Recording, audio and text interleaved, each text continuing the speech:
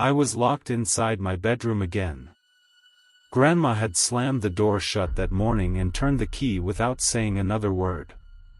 The only thing she told me was that I wasn't coming out until I learned how to behave.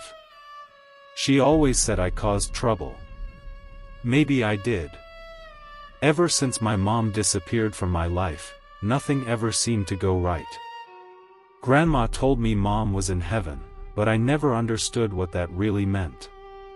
All I knew was that she was gone. Even though everyone else seemed to be forgetting her, I never could. I remembered her long black hair that shimmered in the sunlight. I remembered her warm smile, her bright red lipstick, and the way she held my hand whenever I was scared. I remembered the soft scent of flowers she always wore. Every memory felt a little farther away, but I held on to them as tightly as I could.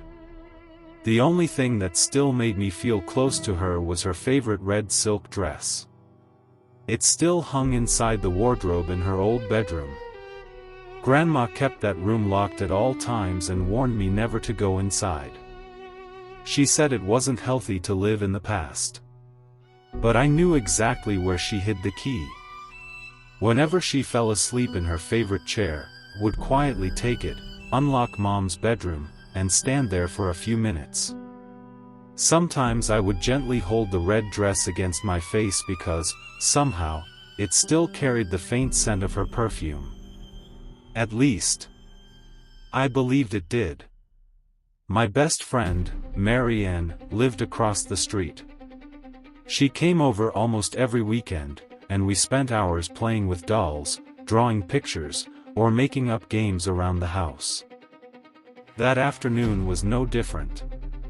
Before Grandma went upstairs for her afternoon nap, she stopped in the hallway and looked directly at me. "Stay out of your mother's room." "I promise," I replied. As soon as I heard her bedroom door close, I smiled at Mary Ann. "Want to play dress up?" She nodded excitedly. I quietly took the hidden key from the kitchen cabinet and led her down the hallway. The old bedroom door creaked as I unlocked it. The room was almost completely dark. Heavy curtains blocked most of the afternoon sunlight, leaving only thin streaks of light stretching across the dusty wooden floor. The air smelled old, like no one had opened the room in years. Mary Ann hesitated in the doorway. "This place gives me the creeps," she whispered. I smiled. "This is my mom's room." "I thought your mom wasn't here anymore." I looked down at the floor. "She isn't."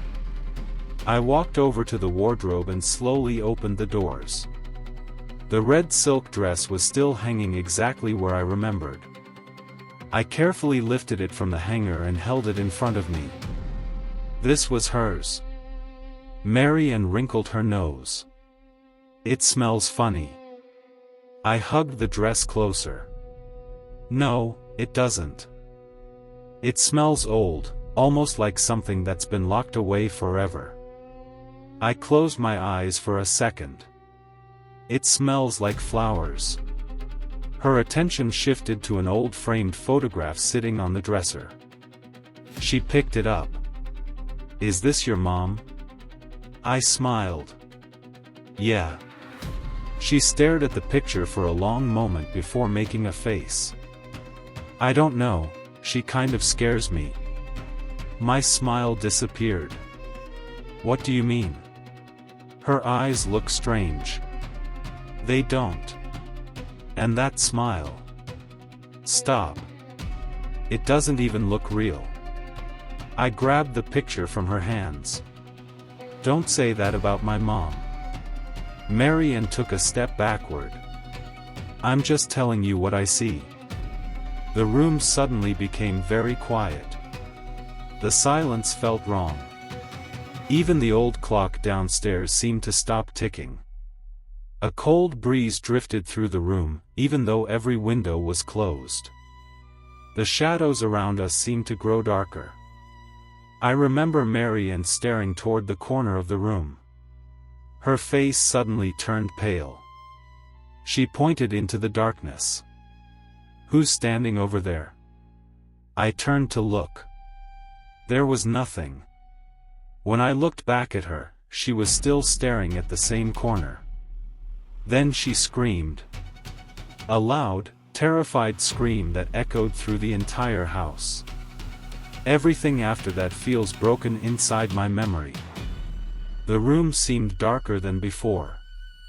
The air felt heavy. I remember holding the red dress tightly against my chest. I remember hearing Mary and crying. And then, nothing. The next thing I remember was Grandma shaking me awake. She looked terrified. Her hands were trembling as she pulled the red dress away from me and hurriedly hung it back inside the wardrobe. She kept asking the same question over and over. "What have you done?" I didn't understand. I tried to tell her I couldn't remember. She wouldn't listen. She grabbed my arm, pulled me out of the bedroom, dragged me upstairs, and locked me inside my room. I sat on the floor for what felt like hours, listening to the silence outside. As evening arrived, I walked over to my bedroom window. Grandma was standing alone beneath the old oak tree in the backyard. She was digging a deep hole with a shovel. When she finished, she carefully filled it back in, patted the dirt flat, and stood there without moving. She never looked toward the house. I pressed my forehead against the cold glass. I wanted to ask her what she had buried. But something deep inside me whispered that I already knew. And I wasn't sure I wanted the answer.